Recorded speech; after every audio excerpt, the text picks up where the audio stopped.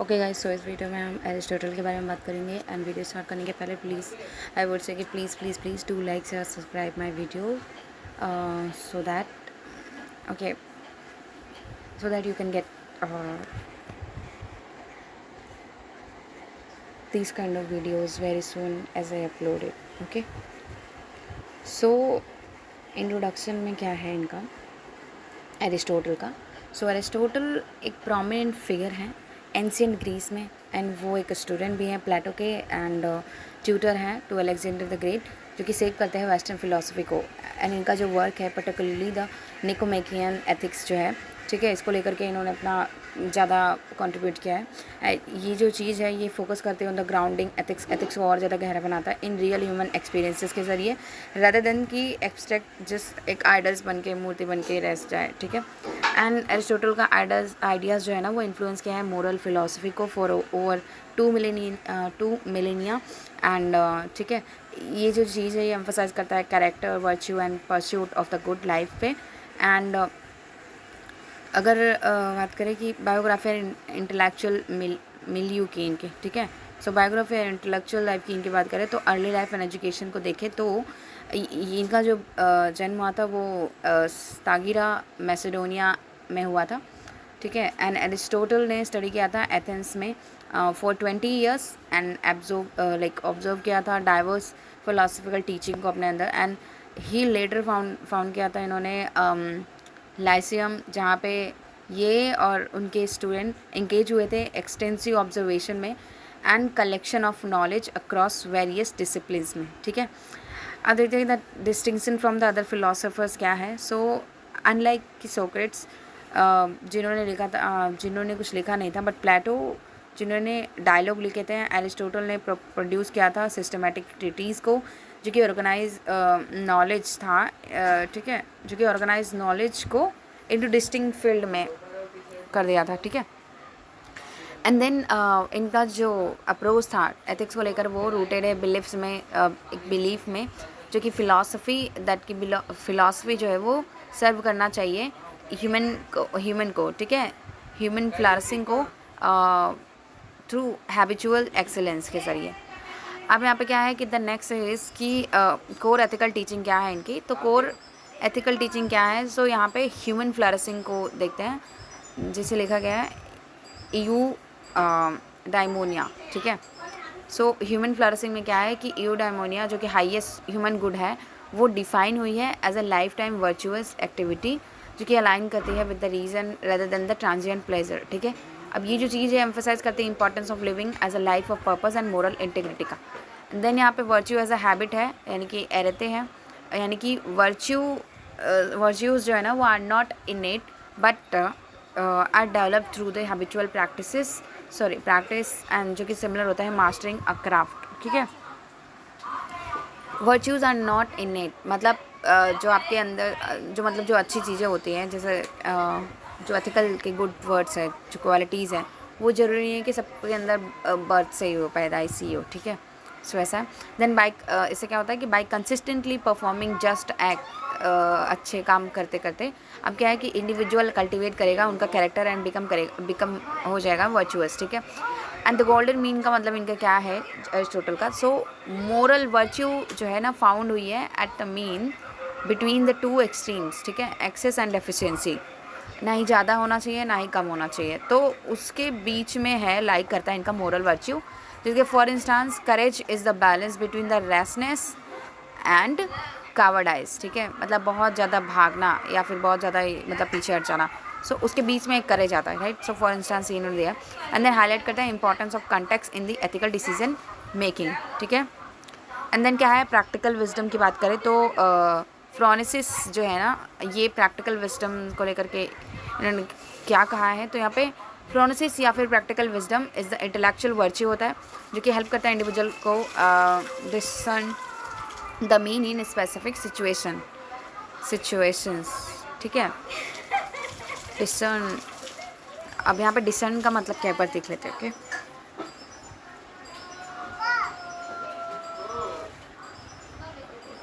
Wait,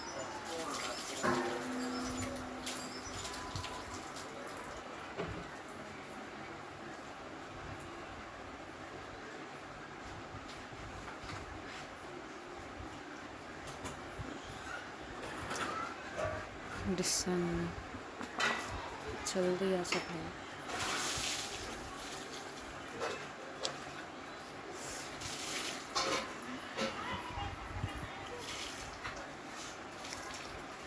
सो डिसन का मतलब क्या होता है कि टू रिकग्नाइज एंड अंडरस्टैंड और identify something clearly, specially when it is difficult to notice.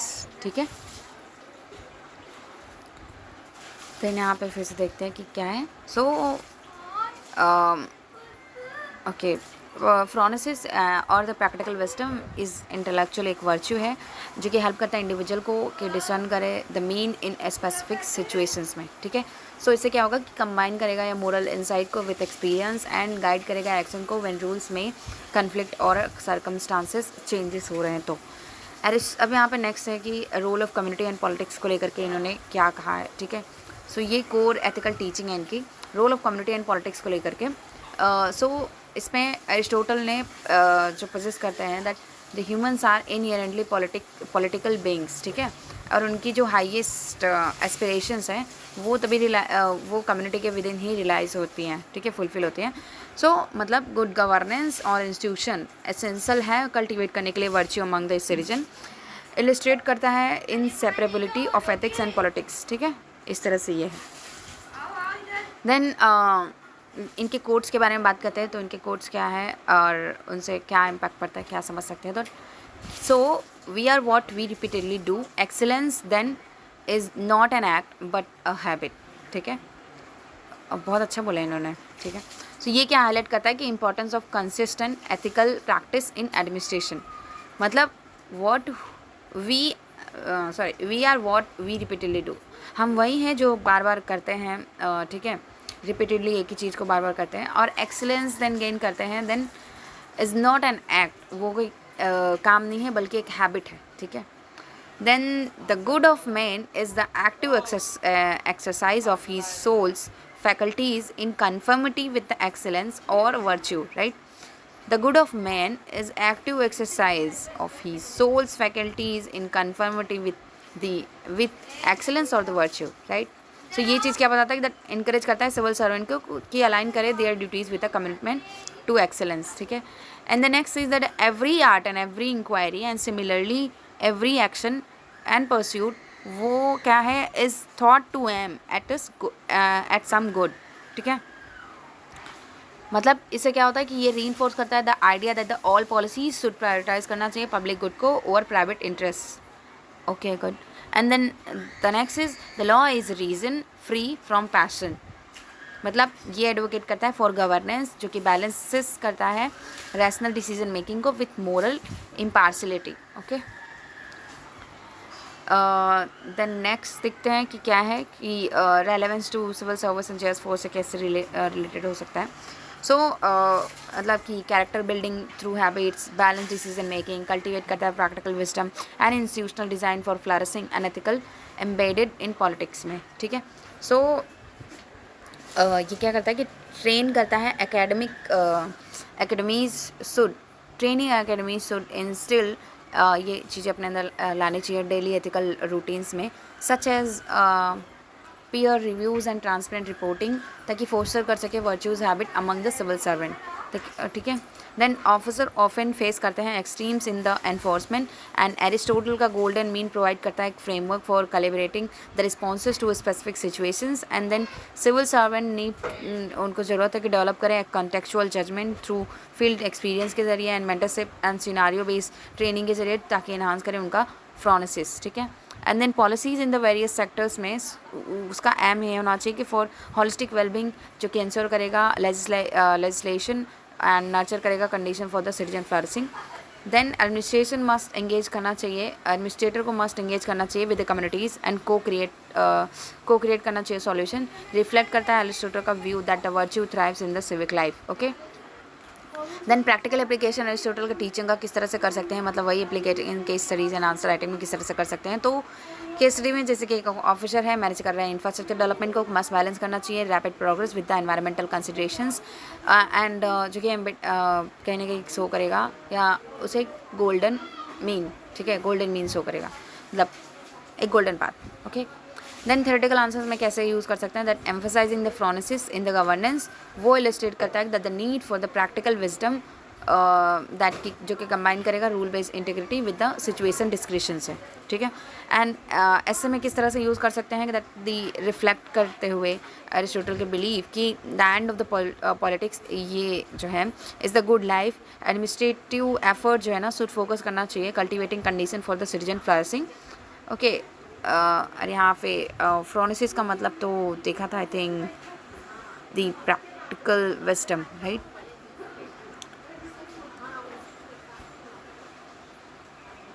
Then the next is criticism and the balance perspective का क्या है। So critics and relevance in the contemporary context में देखते हैं तो Aristotle का ethics जो है ना वो have faced criticism for being elitist and assuming that कि leisure and education जो है ना are prerequisite for virtue, and his fixed notion of human function may appear rigid in diverse modern societies. So despite criticism, Aristotle का emphasis जो है on habit formation, contextual judgment and community engagement provide करता है एक flexible toolkit for the ethical practices.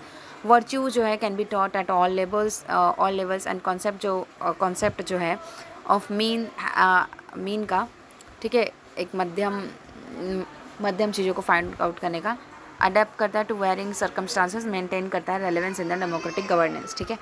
So mnemonic क्या है for recalling, सो इनका क्या है कि practical wisdom and habit of virtue, rational moderation यानी कि mean, and then organic community focus and nurturing excellence and objective laws and souls flourishing, ठीक है। देन की टेकअवेज फॉर अरिस्टोटल से क्या ले सकते हैं कि इनका क्या है, four civil servant principle include क्या करता है कि कल्टीवेट करना डेली एथिकल हैबिट्स को, सीख करना है balance in decision making and develop करना practical wisdom through experience and design करना पॉलिसीज दैट प्रमोट करे सिटीजन वेलबिंग को एंड एम्बेड करना एथिक्स इन पॉलिटिकल एंगेजमेंट में। एंड देन एरिस्टोटल क्या कहते हैं that emphasises that ethics is a practice जो कि हैबिट में रूटेड होता है and guided by the practical wisdom and aim करता है at a human flourishing within a community, okay. So ये था एरिस्टोटल के बारे में and hope you like this.